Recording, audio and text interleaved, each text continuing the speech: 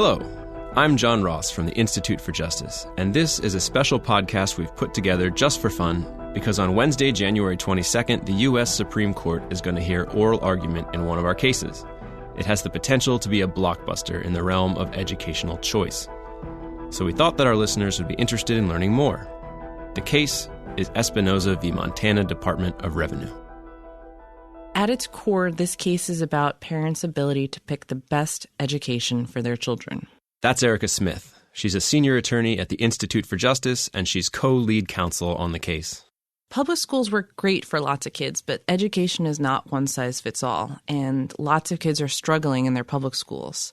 That could be because they're getting bullied, or they have special needs, maybe they're gifted, or maybe they just learn differently from their peers and they need to go to a school with a different educational philosophy. There's lots of reasons that the public schools are not working for certain kids, and those kids deserve a choice.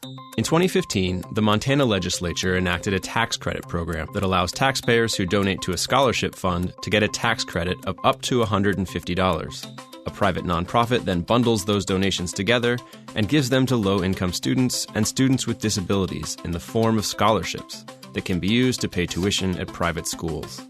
Most of them come from families that are low income. They're living on the poverty line and sometimes below the poverty line. Other families have children with disabilities, and they're using the scholarships to send their children to a school which specializes in educating children with learning and physical disabilities. For Kendra Espinoza and her daughters, the scholarship program offered them hope for a brighter future. Kendra Espinoza is the lead client in this case. She's a single mom. Her husband abandoned the marriage. Her home was going into foreclosure. She was suddenly left on her own to raise her two daughters. And the public schools just weren't working for her daughters. Both of my girls were at public school. And although they did all right, they were not thriving. That's Kendra. She and her daughters live in Kalispell, Montana. Population 20,000. Naomi has always been very vocal in sharing her faith. And because of that, she tended to get ostracized and maybe picked on a little bit and teased by some of the parents. Oh, here comes Miss Goody Two-Shoes or Miss Bible Thumper, or comments such as that. And I felt that that was unfair. She was 9. Sarah didn't do quite as well at the public school. She's a very bubbly, lively, energetic girl. She tends to need more of one-on-one attention. She gets distracted a little bit more easily. And so putting her in a private school seemed like a better option. When Montana passed its tax credit program, Kendra applied for scholarships so that Naomi and Sarah could attend Stillwater Christian School, a private, non-denominational K-12 school with about 350 students. I love seeing my girls at Stillwater. They're having fun. They're challenged academically, which makes me very happy. They're learning to think about the kids around them, and they are being more responsible at home. I see them excited to go to school. They have such a desire to be at that school and to stay at that school. They have begged me, can we please stay at this school, Mom? I'll do anything it takes to stay at this school. Depending on what grade a student is in, full tuition at Stillwater costs between $7,000 and $8,500 a year. The school offers financial aid to many of its students, but even with the aid that the school provided for Naomi and Sarah, the tuition seemed insurmountable. We've had to make sacrifices. We don't take vacations. We don't go places that require an extensive amount of money. We don't eat out a lot. I've had to work extra jobs just to make ends meet, which I'm sure a lot of people do. But working hard, working extra jobs, being careful what we spend our money on, being very careful with budgeting, those are all things that we've had to do to make sure that I can keep those girls at Stillwater. Kendra works full-time as a bookkeeper at an office, and she also worked nights and weekends cleaning houses for 2 different employers. There is no way that I would be able to keep my kids there without some sort of assistance. The cost would be far too great for me. But last year, the Montana Supreme Court struck the tax credit program down. And if Kendra does not prevail at the U.S. Supreme Court, her daughters and many other kids in Montana may be forced to return to schools that do not meet their needs. And unfortunately, around the country, there are many students in public schools that aren't having their needs met. The NBC 10 investigators surveyed hundreds of school teachers. Aggression between kids is a real issue. If the parents knew truthfully what went on in the schools, there would be repercussions. Philadelphia school teachers say they're risking their jobs to talk to us. Why I stopped being a teacher in Chicago. I realized that I cannot change this system. The kids hate the school. The staff, they hate the school. Students and staff are physically, verbally, emotionally, mentally, and sexually abused every single day in the building. Just the other day, I broke down after I witnessed an 8th grade student in the office screaming and swearing at a staff member about his cell phone being taken away. This boy was in my class in 6th grade. He had never been in any trouble. Great student, polite young man, happy. But every day for the last 2.5 years, he has lived in the chaos that we adults have allowed to exist at his school. And he sees that the only way to survive in this environment is to be aggressive. He saw my jaw drop open at his behavior, and his face crumpled, and he started to cry instead of scream, because he is not this person. Welcome to KGW News at 6. We're dedicating the first part of our newscast to disruptive behaviors and violent incidents happening in elementary schools. Teachers across Oregon have told us this problem is already at a crisis level. In public schools across the state of Illinois, the use of, quote, isolated timeout was allowed if students allegedly posed a threat to themselves or others. They were detained in quiet rooms. But a year-long investigation by ProPublica Illinois and the Chicago Tribune found that this practice was regularly used for minor school incidents, sometimes on children as young as 5 years old. Incidents included not doing homework or spilling milk. School district leaders I talked with here on the Lakeshore tell me more than ever before they're using long-term subs to fill classrooms, and they're shocked by the lack of applicants for open teaching positions. Classrooms trashed, children so disruptive, teachers are forced to take extreme measures. It is a nationwide problem, and it's impacting school districts all around the St. Louis area. To the teacher who was regularly intoxicated during class this year, thank you for using yourself as an example. Of course, many public schools are very good, but far too many kids are trapped in bad ones, and their parents have no other options. For many policymakers and lawmakers, an answer to this problem has been the creation of school choice programs that expand parents' options beyond their neighborhood schools. On this podcast, we're going to talk about the history of school choice and how that history influences policy today. And hopefully along the way, if you're someone who is skeptical of school choice programs, we will allay some of your concerns. But before we get into the history, a word about how education is delivered around the world. Educational pluralism is the norm among democracies. That's Dr. Ashley Rogers-Berner. She's an associate professor at Johns Hopkins University and the deputy director of the Institute for Education Policy at Johns Hopkins. Educational pluralism is a different way to do public education than we're used to.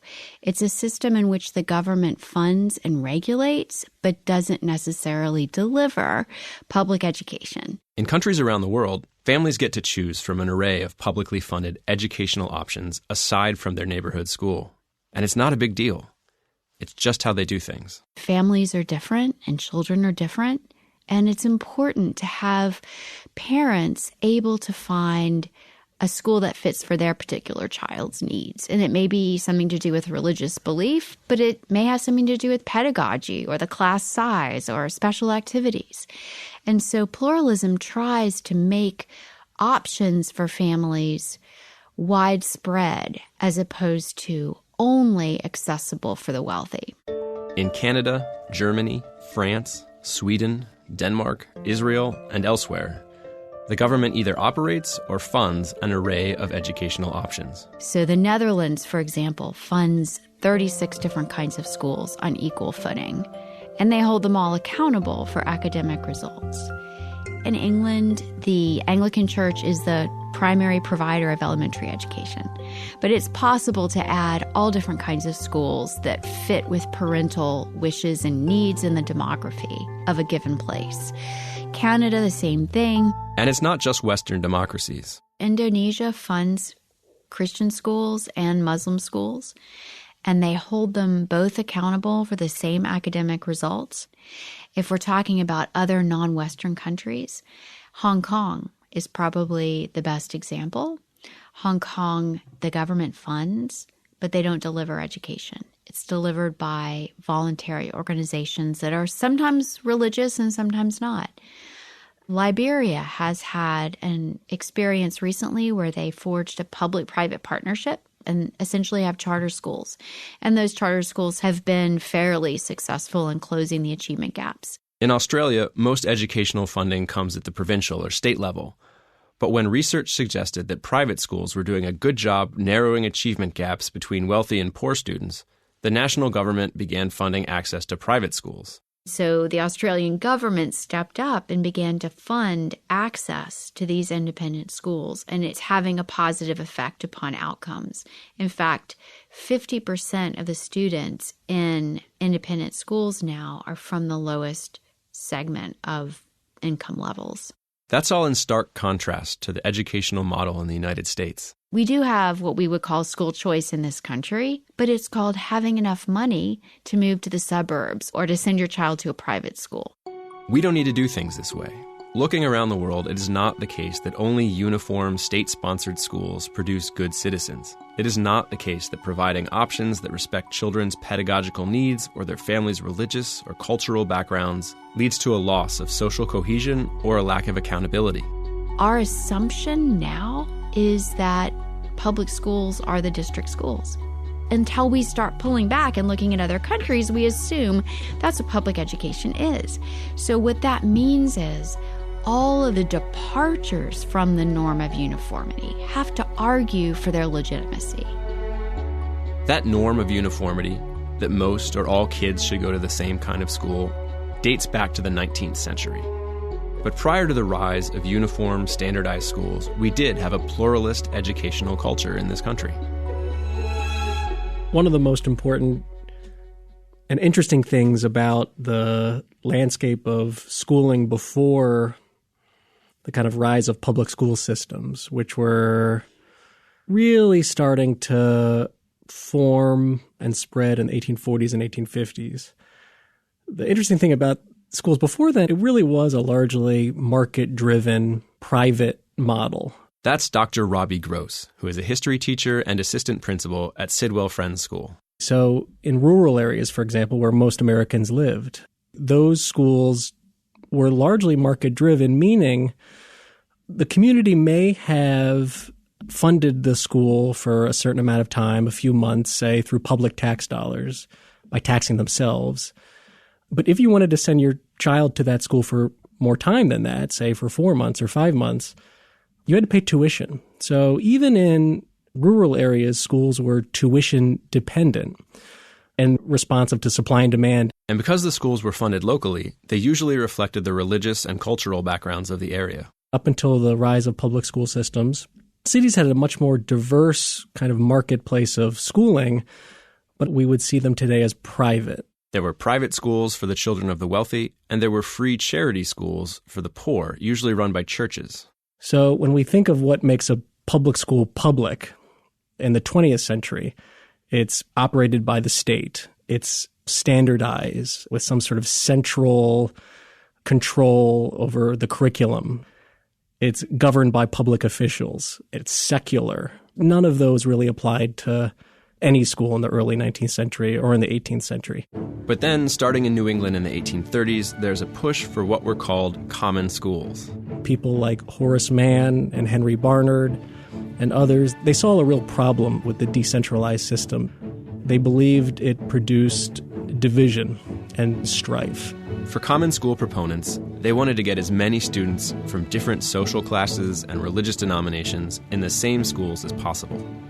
Horace Mann, who's often called the father of the common school, promised that if every child in Massachusetts attended the kind of school that he was calling for, that within a generation it would be possible to close all the prisons because no one would be committing crimes anymore.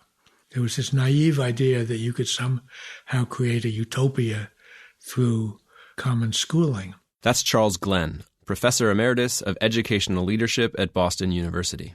And it spread as a very powerful idea of creating a common citizenship, a common nationality.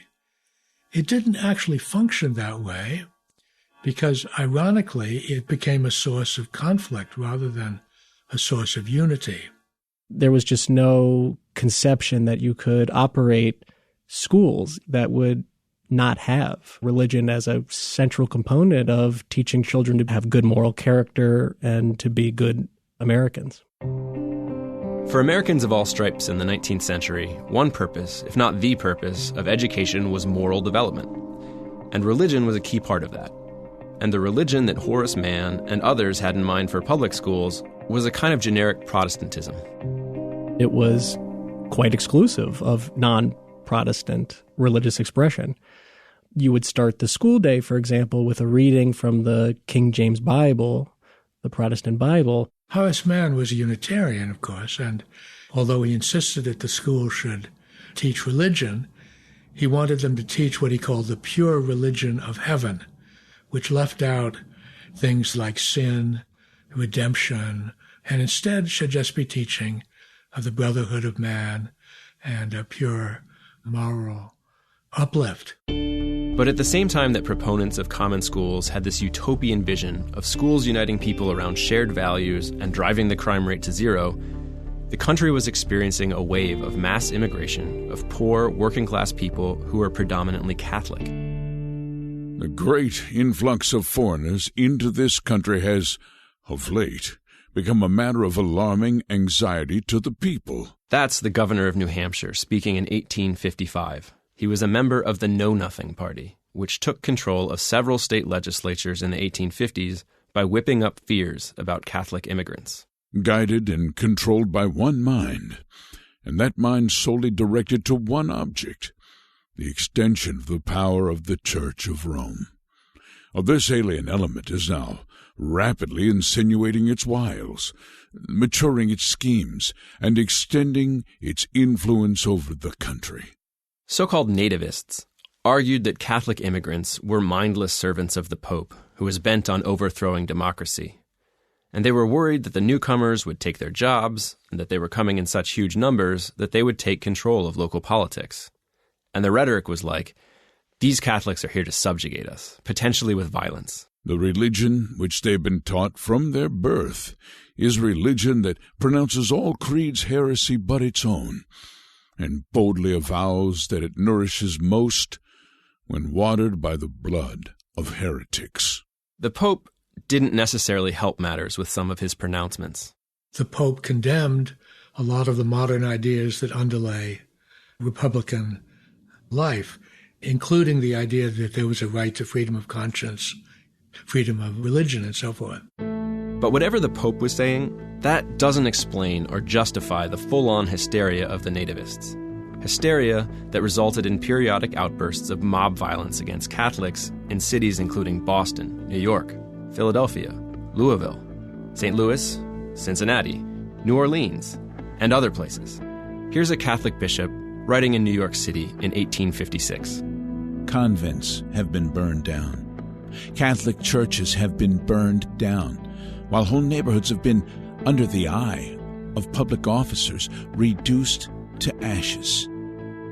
People have been burned to death in their own dwellings, or, if they attempted to escape, have been shot down. Often the violence happened at election time, but its roots were also about religion in public schools. In Philadelphia in 1844, for instance, after Catholics objected to the King James Bible being read and teachers leading students in singing Protestant hymns, nativists burned down Catholic churches, a seminary, and a school. Hundreds of people lost their homes, and dozens of people died in the fighting. If Catholics were to complain about, in a particular instance, that a teacher had read from the King James Bible, anti-immigrant political parties would very quickly mobilize and draw a pretty firm line that this is a Protestant nation and it's the role of immigrants to assimilate into that. But disagreements about religion aside, the idea of a uniform common school that's acceptable to America's Protestant majority and that today we would all recognize as the precursor to modern public schools does begin to take hold and spread. Historians think that it was in the 1860s, 1870s, these reformers finally had succeeded in getting roughly 50% of American children into public schools.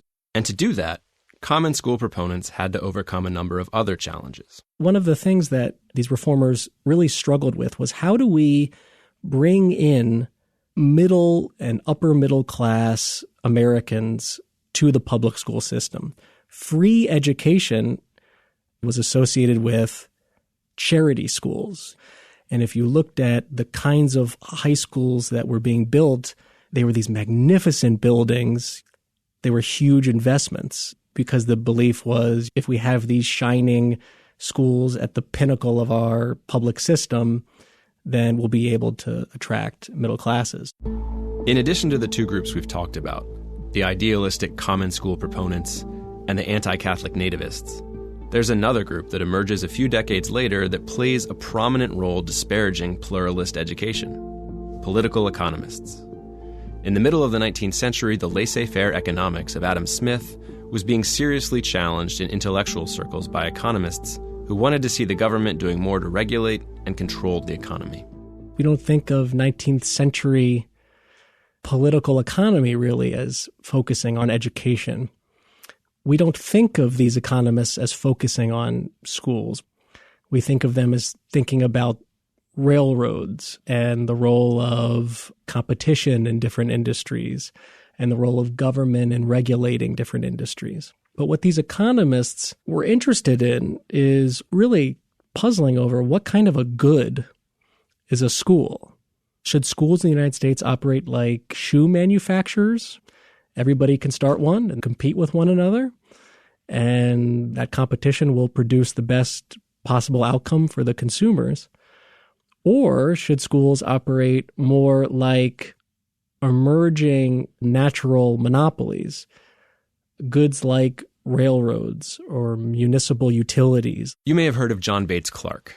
There's an annual award that the American Economic Association gives to economists under the age of 40 that's named after him. He was among this group of economists who advocated for state control of education. Many of these economists were themselves largely Protestant, had come out of public schools, had real commitments to public schools. And so when they looked at public schools, they typically saw them as benefiting from the same kind of anti-competitive norms that they saw with emerging utilities.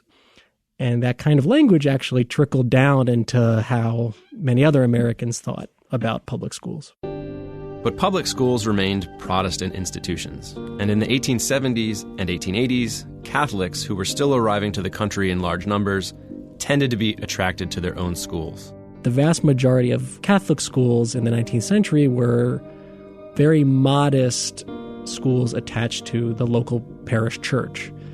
They would be taught by nuns and led by a priest.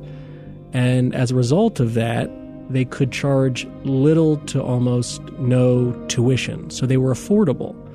You didn't have to employ lay teachers, and the Catholic community within the parish would help subsidize the education for those that could not afford it.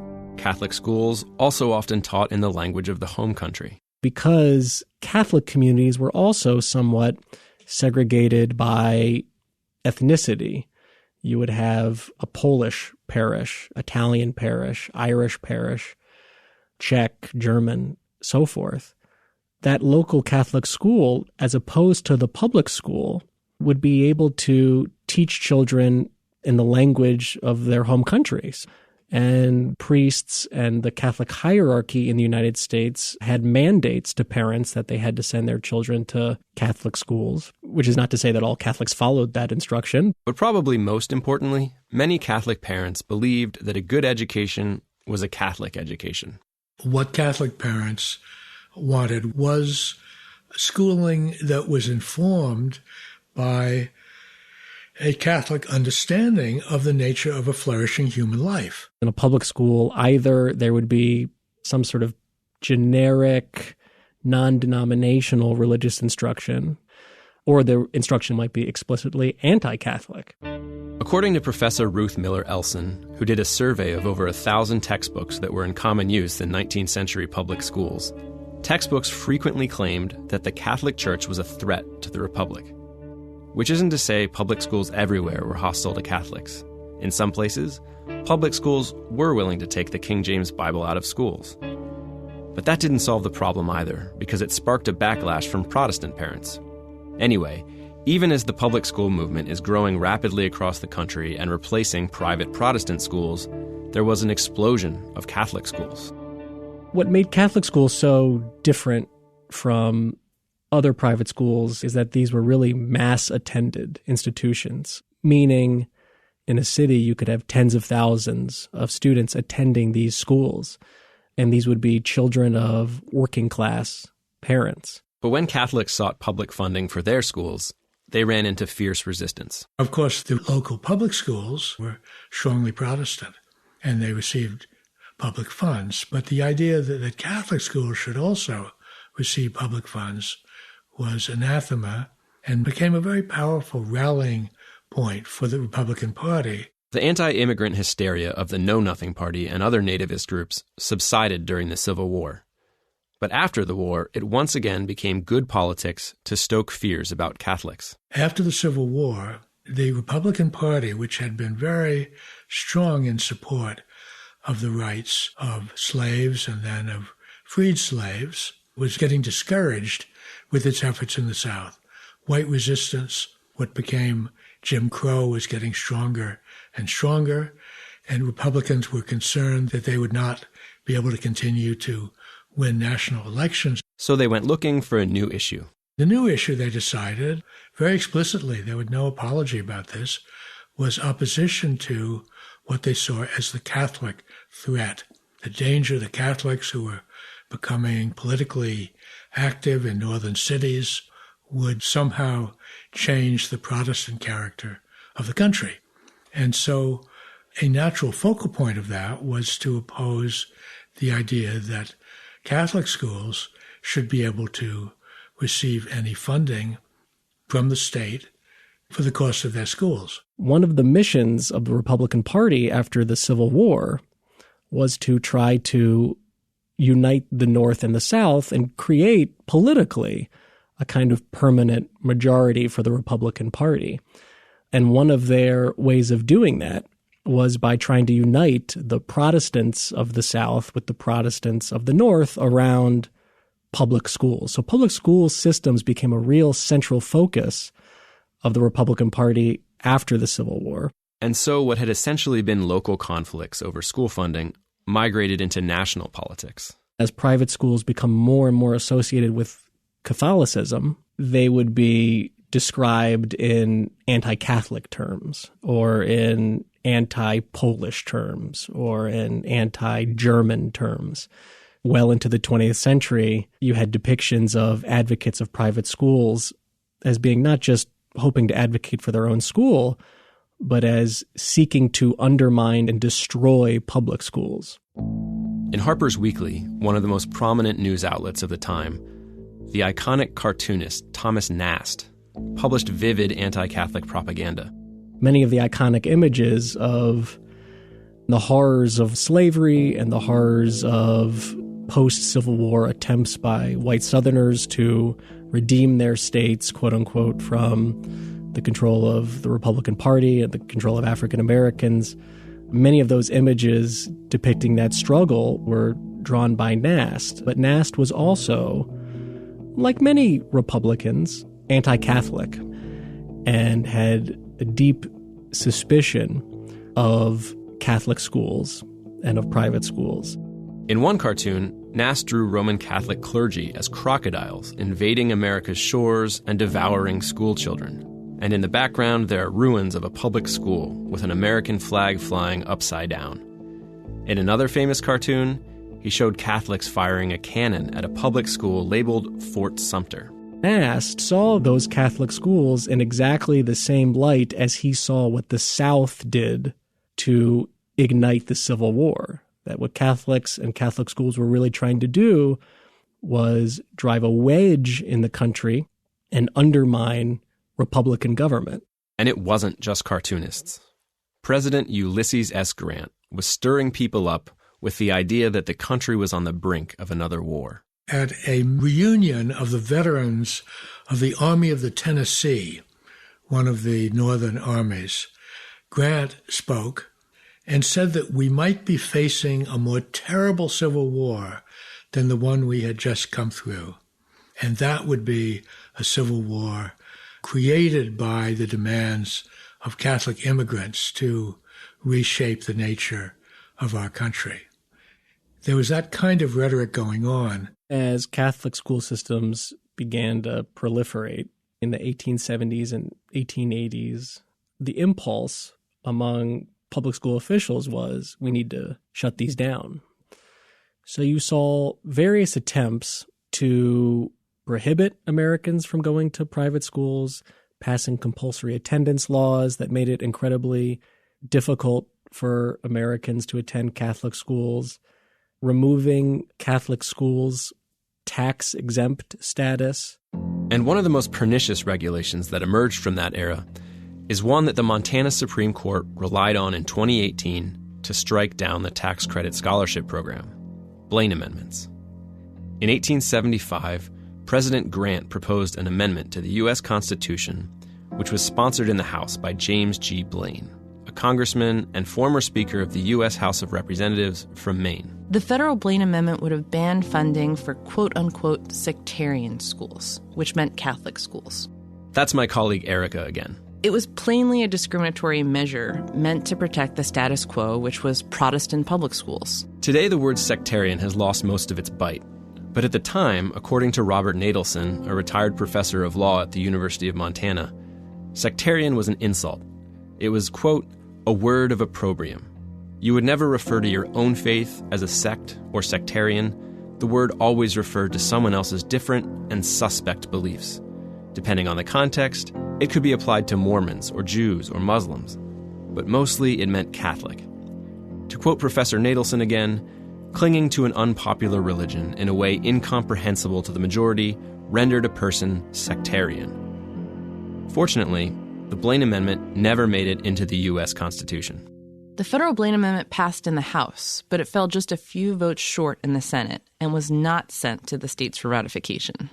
But Republicans in Congress were powerful enough to pass legislation requiring new states like Montana to include Blaine amendments in their state constitutions as a condition of statehood.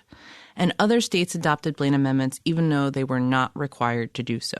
Ultimately, 37 states added Blaine amendments in their state constitutions that are still there today. In state after state, they were able to pass amendments to state constitutions forbidding funding to Catholic schools on the grounds that Catholic schools would not meet the need that the common school was designed to meet, which was to eliminate the differences among Americans and make them all the same.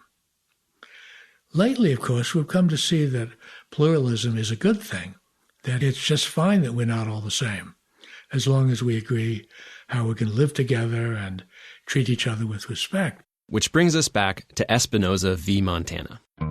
The reason Montana's scholarship program is in jeopardy is because of the Blaine Amendment. It's 2020, and the word sectarian generally no longer refers just to Catholics or minority religious groups. So opponents of school choice argue that Blaine amendments should now be interpreted to ban public funding of all religious schools. In many of IJ's school choice cases, we have successfully argued that's not so. But in Montana, the state Supreme Court sided with school choice opponents. What the Montana Supreme Court said is that the state's Blaine Amendment does not allow religious schools in a school choice program. And so it struck down the entire program as unconstitutional. Unconstitutional under the state constitution.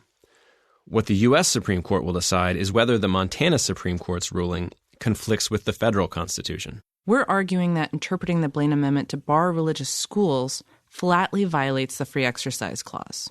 It's singling out religion for unequal treatment. In a previous case litigated by the Institute for Justice, called Zellman v. Simmons-Harris from 2002, the U.S. Supreme Court ruled that it's okay to include religious options in a school choice program. In that case, the state of Ohio was funding vouchers for low-income students in Cleveland, and of the 56 private schools that participated, 46 were religious. In Zellman, opponents of school choice challenged the scholarship program as violating the Establishment Clause. They argued that because so many of the families were using their scholarships at religious schools, that the government was essentially advancing religion. But the Supreme Court flatly rejected that argument. They said, no, not a dime of money is going to a religious school absent the free and independent choice of parents. What the Constitution is concerned about is whether the government is either inhibiting religion or advancing religion. And here, the way the program is designed, it's not doing either. The government is being completely neutral. It's not establishing a religion by favoring one religion over others. It's not promoting religious schools over non-religious schools. It's giving families options. And after Zellman, we knew that school choice programs could include religious options. The question in our case today is whether once you have a school choice program, if it has to include religious options. Of course, if we win, that doesn't mean states will be required to enact school choice programs. Rather, it means that when and if they do, school choice programs will have to include religious schools. Now, if you're a supporter of school choice, that's a result to be excited about. But what if you're on the fence and worried about the broader social impact of funding parents who choose to send their children to religious schools? Here's Charles Glenn again. There's a very important ongoing research study being done by the Cardus Foundation, which is a Canadian foundation, which looks at a database of adults in the United States and also separately in Canada, on which there's extensive information about how these adults are involved in their communities, whether they give to charity, whether they volunteer, whether they went to a selective higher education institution, and a whole range of issues. The research takes measures of civic engagement and success in professional and personal life and tracks it back to what kind of high schools those adults attended. Catholic, evangelical, private, non-religious, public, or homeschooling. And the results are really striking. Holding constant people's backgrounds, their upbringing, whether their parents went to college, you can get an idea of the effects of going to different kinds of schools. One of the striking results is that those who went to Catholic high schools are significantly more likely than those who went to public high schools to have attended selective colleges, to have graduate degrees, and to have been successful in terms of their careers, holding constant their background growing up.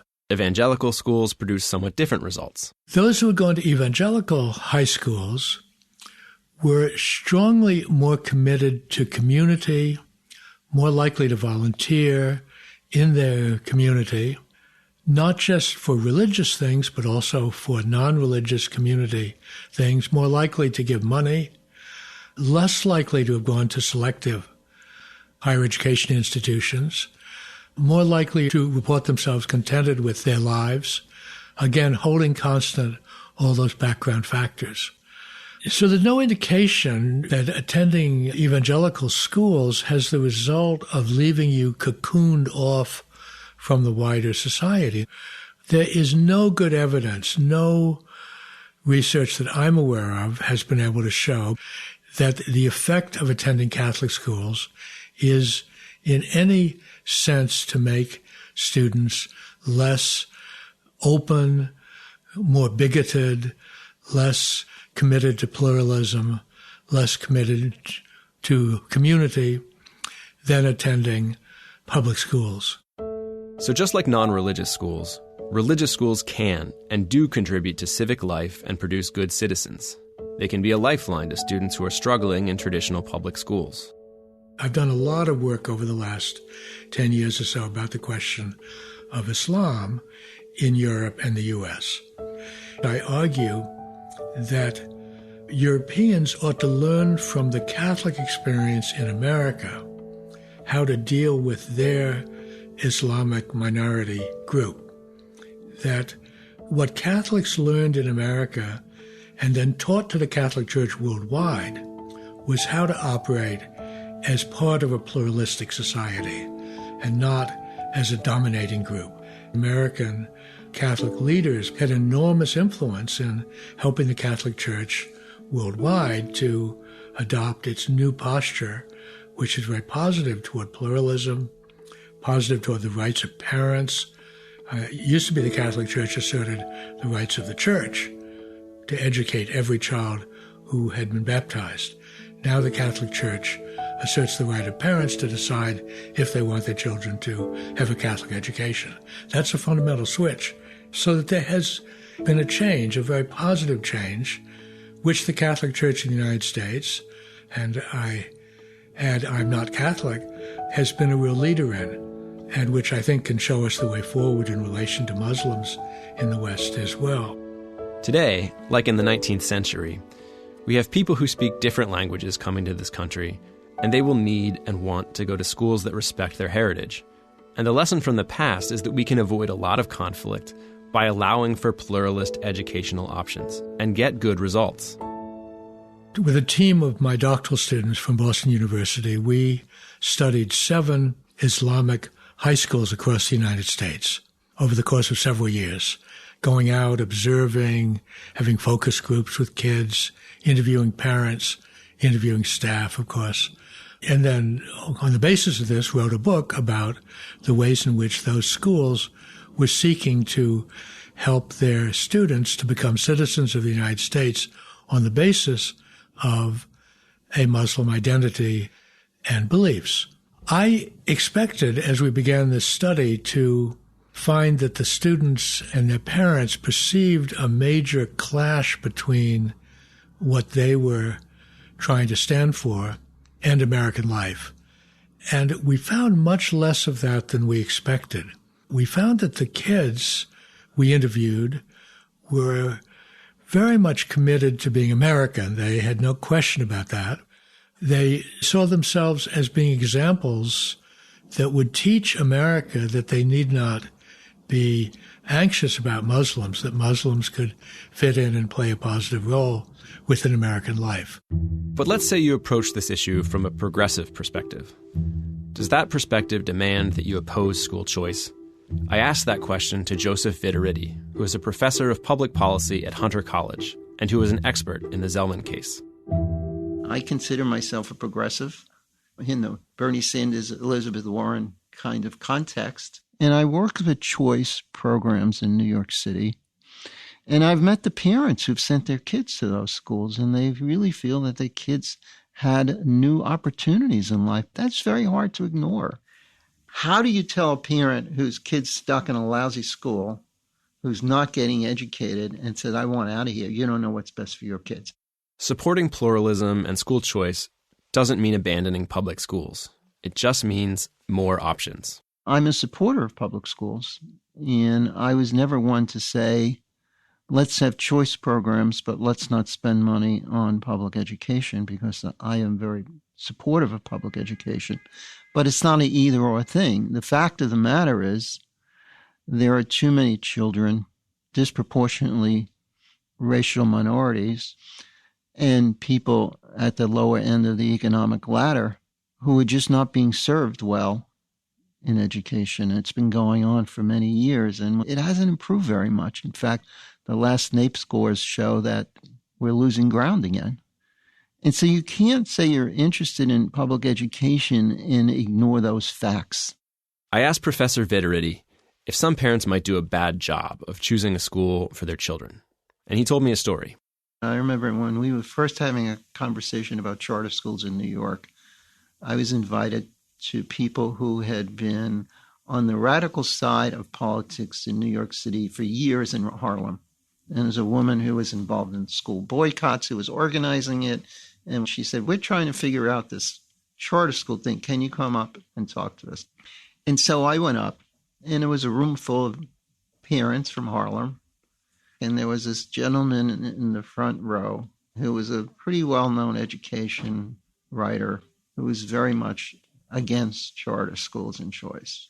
And he got up and gave a speech about how when we have choice and the Nazis want to run a school in Harlem and the Ku Klux Klan is going to run a school in Harlem. And the audience just looked at him, and one woman got up and said, I'm not worried about the Ku Klux Klan opening a school in Harlem, because if they open a school in Harlem, we're not going to go. She says, what I'm worried about is the school down the block there that's a public school now where kids can't read and write. And so you ought to take your concern somewhere else. And I've seen that happen time and again. This podcast is not meant to be a complete defense to every argument against school choice that's out there. But I do want to say briefly that the empirical evidence of school choice's benefits is very encouraging. More than 2 decades worth of empirical evidence demonstrates that educational choice programs tend to improve outcomes, not only for students who head to private schools, but also for students who remain in public schools. If you want to learn more about the social science, we have a ton of resources online at ij.org and at our case page for Espinoza v. Montana. Blaine amendments started out by discriminating against Catholics and Catholic schooling. But today they're used to discriminate against all religious schooling, and as a result, they are the biggest legal barrier to school choice programs. There are multiple state legislatures right now that would love to pass a school choice program, but they can't because these Blaine amendments are standing in the way. If we win this case, that is going to change. When we go in front of the U.S. Supreme Court next week, we intend to secure a ruling for families everywhere that will declare in no uncertain terms that families have the right to guide the education of their children and that the state may not exclude religious families from participating in school choice programs on equal footing with families who prefer non-religious education. That result will open up a lot more educational opportunities for children all over the country. It's far past time for the ghost of James Blaine to get out of their way. This podcast is a production of the Institute for Justice's Center for Judicial Engagement, and it was edited by Charles Lipper at Volubility Podcasting, with voice work by Wes Johnson.